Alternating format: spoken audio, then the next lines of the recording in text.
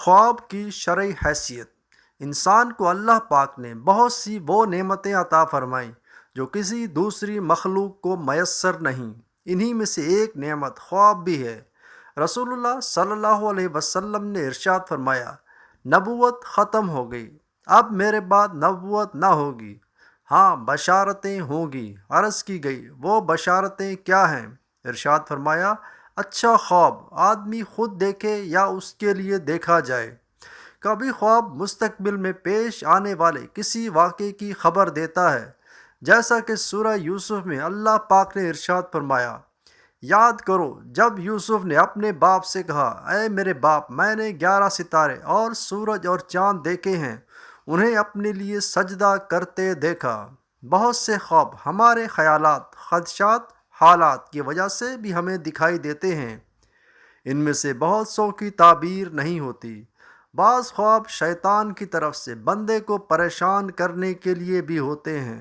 خواب کی 3 صورتیں ہو سکتی ہیں۔ اول، انسانی خیالات۔ انسان دن بھر جو سوچتا ہے وہی رات کو خواب میں دیکھتا ہے۔ دوم، شیطانی توہمات کہ شیطان اس کے ذہن میں طرح طرح کے وسوسے ڈالتا ہے جنہیں وہ خواب کی شکل میں دیکھتا ہے۔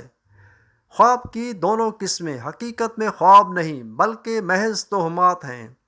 سوم، اللہ تعالیٰ کی طرف سے الہامات جو حقیقی خواب ہیں اور نبوت کا 46واں حصہ ہیں۔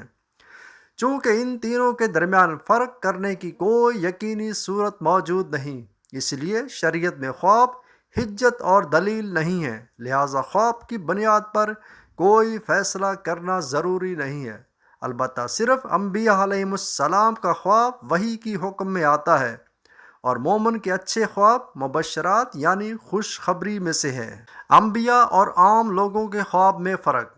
یاد رہے، انبیاء کا خواب اللہ پاک سے وحی ہوا کرتا ہے، اس میں شک کی کوئی گنجائش نہیں، بلکہ اس سے حاصل ہونے والا علم یقینی ہوتا ہے۔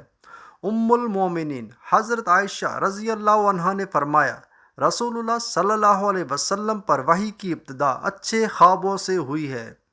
عام انسان کے خواب سے حاصل ہونے والا علم یقینی نہیں ہوتا۔ خواب کب اور کسے بیان کریں؟ کئی لوگ اس بارے میں تذبذب کا شکار ہوتے ہیں کہ خواب بیان کریں یا نہ کریں۔ تو یاد رہے کہ اچھا خواب بیان کرنا اور سننا دونوں سنت سے ثابت ہیں۔ چنانچہ ہمارے پیارے آقا صلی اللہ علیہ وسلم صبح کے وقت صحابہ کرام سے پوچھتے، اگر تم میں سے کسی نے رات کو کوئی خواب دیکھا ہے تو بیان کرے۔ صحابہ کرام میں سے کوئی اپنا خواب بیان کرتا تو آپ صلی اللہ علیہ وسلم اس کی تعبیر ارشاد فرماتے، اپنا خواب کسے بیان کریں؟ انسان جب کوئی اچھا خواب دیکھے تو اس کے بارے میں صرف اس شخص کو خبر دے کہ جو اس سے محبت رکھتا ہو یا عقل مند ہو اور اس سے حسد نہ کرتا ہو، اور اگر برا خواب دیکھے تو اسے کسی سے بیان نہ کرے۔ صحیح بخاری اور صحیح مسلم میں ہے، نبی اکرم صلی اللہ علیہ وسلم نے ارشاد فرمایا، اچھا خواب اللہ پاک کی طرف سے ہوتا ہے۔